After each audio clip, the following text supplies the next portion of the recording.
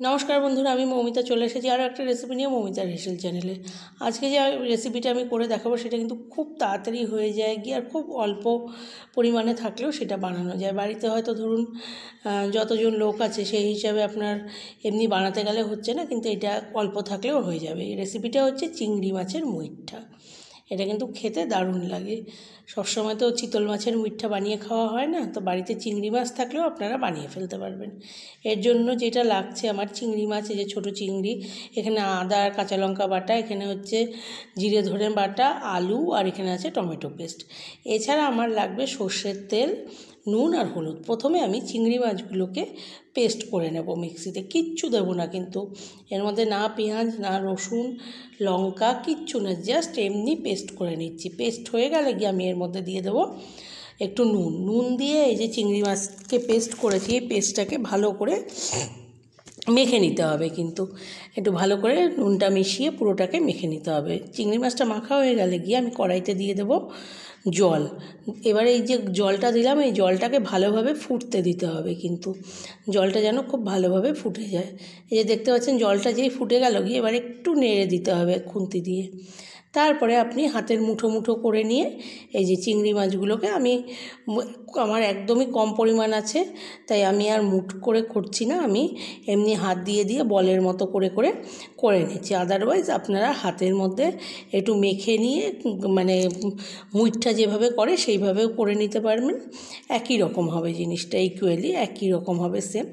আমি একটু বলের মতো করে করে করে নিচ্ছি, যেহেতু আমার পরিমাণটা খুবই কম আছে সেই জন্য।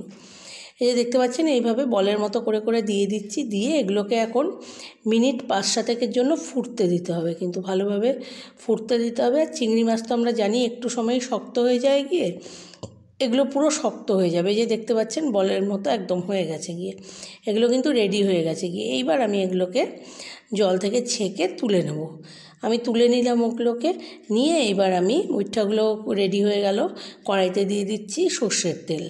তেলটাকে একটু গরম হতে দিতে হবে। ভালো করে গরম হতে দিলে আমি ওই যে আগে থাকতে ডুমো ডুমো করে আলু কেটে রেখে দিয়েছিলাম, সেই আলুগুলো দিয়ে দেবো। এবার দিয়ে কিছুক্ষণ ধরে ভাজতে হবে আর কি, হালকা করে গোল্ডেন ব্রাউন করে ভেজে নিতে হবে আলুগুলোকে। একটু ভালো করে ভেজে নিলে আলুগুলো অনেকটা সেদ্ধও হয়ে যাবে, আর আলুর মধ্যে না মশলাটা ভালো মতো ঢোকে। ভেজে না নিলে মশলাটা ঠিক মতো ঢোকে না। এই যে দেখতে পাচ্ছেন আলুগুলো ভাজা হয়ে গেছে।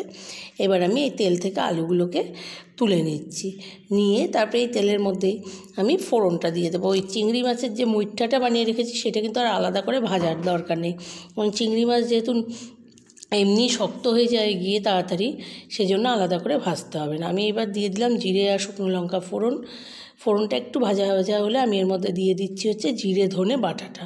জিরে ধনে বাটাটা দিয়ে একটু নাড়াচাড়া করে নিতে হবে। করে নিয়ে এর মধ্যে আমি দিয়ে দেবো হচ্ছে বেটে রেখেছিলাম আমি আদা আর কাঁচা লঙ্কা, সেই আদা কাঁচা লঙ্কা বাটাটা টমেটো বাটাটা দিয়ে দেবো।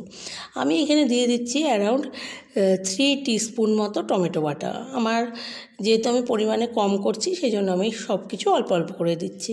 টমেটো বাটাটাও আমি অল্প করেই দিচ্ছি কিন্তু।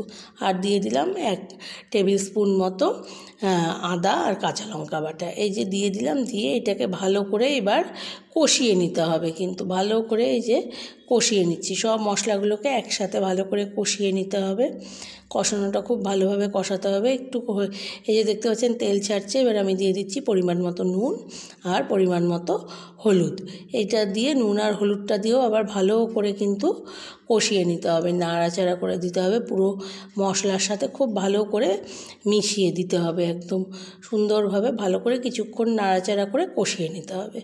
এই যে দেখতে পাচ্ছেন কষানো হয়ে গেছে। এবার আমি অল্প জল দেবো কিন্তু, দিয়ে এই যে চিংড়ি মাছের মুইঠাগুলো যে বানিয়ে রেখেছি এগুলোকে এখন এই মশলাটার সাথে কিছুক্ষণ কষতে দেবো, যাতে মশলার যে স্মেলগুলো পুরো টেস্টগুলো এই মাছের মধ্যে ঢুকে যায়। এই যে মশলাটাকে একটু জল দিয়ে নিলাম, নিয়ে এবার আমি এই যে দিয়ে দেবো চিংড়ি মাছের মুইঠাগুলোকে দিয়ে দিচ্ছি কিন্তু।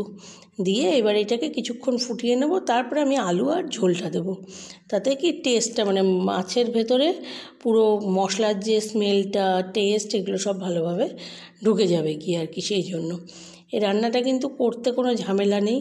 আর মানে আপনার ধরুন অল্প আছে, আপনি অল্প পরিমাণ দিয়েও করতে পারবেন। এটাই হচ্ছে সুবিধা এই রান্নাটার। আর খেতেও কিন্তু খুব ভালো লাগে। চিংড়ি মাছের তো একটা আলাদা টেস্ট আছে। চিংড়ি মাছ আমরা সবাই ভালোবাসি আর কি খেতে, মানে যাদের একমাত্র অ্যালার্জির প্রবলেম আছে তারা ছাড়া আর আমার মনে হয় না কেউ চিংড়ি মাছ খায় না, এরকম দেখা যায় না আর কি। যে দেখতে পাচ্ছেন বড়াগুলো ভালোভাবে আমি কষিয়ে নিলাম, নিয়ে এবার একটু নাড়াচাড়া করে দিচ্ছি, দিয়ে এবার আমি এর মধ্যে আলু দিয়ে জলটা দিয়ে দেবো, দিয়ে একটু ফুটতে দেবো, ফুটলেই আমি এটাকে নামিয়ে দেবো আর কি। এটা কিন্তু এখন মোটামুটি মশলার সাথে ভালোভাবে কষে গেছে, গিয়ে একটু নেড়ে দিতে হবে, হালকা করে করতে হবে যাতে ভেঙে না যায় আর কি। এবার এই যে আলুগুলো দিয়ে দিলাম, দিয়ে এবার পরিমাণ মতো জল দিয়ে এটাকে ফুটতে দিতে হবে, ফুটে গেলে গিয়ে নামিয়ে দিতে হবে। এর মধ্যে আর আমি গরম মশলা দিচ্ছি না, যেহেতু চিংড়ি মাছের একটা নিজস্ব ফ্লেভার আছে, সেই ফ্লেভারটা পাওয়া যাবে না গরম মশলাটা দিলে, আমার কাছে ভালো লাগে না আর কি। আপনারা চাইলে দিতেই পারেন। এই যে দেখতে পাচ্ছেন পুরো ফুটে গেছে, গিয়ে এই রান্নাটা কিন্তু রেডি।